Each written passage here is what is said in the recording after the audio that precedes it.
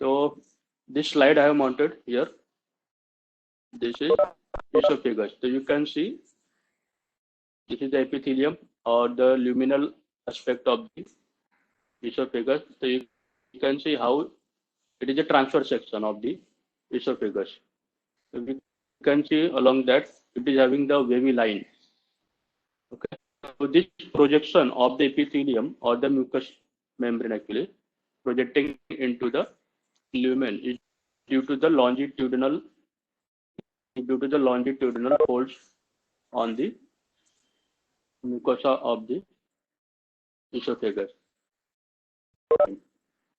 Okay, that your epithelium is there, lamina propria, the muscularis mucosa layer.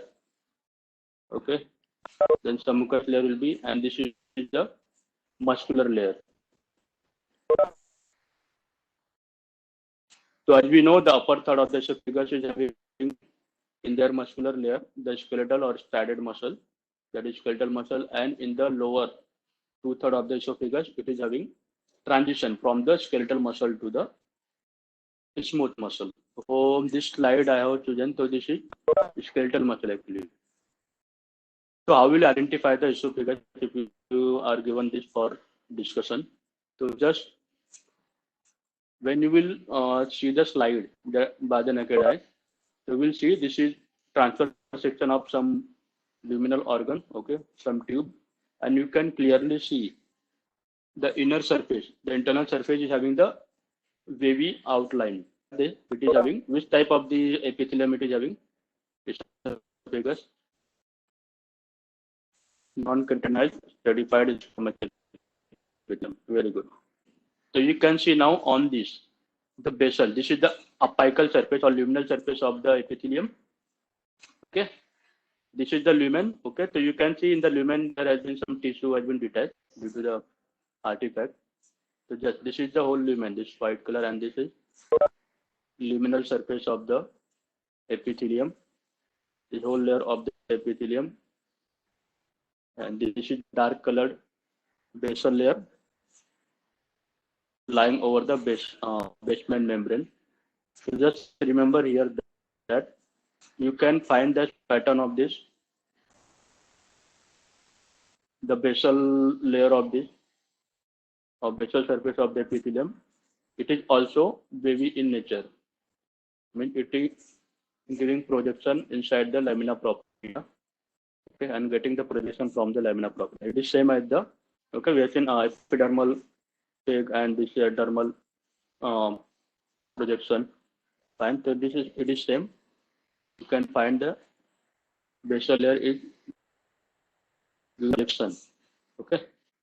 But all these are having the projection inside the lamina propria. So this is the level of the lamina propria, which is having the layer of smooth muscle. Okay.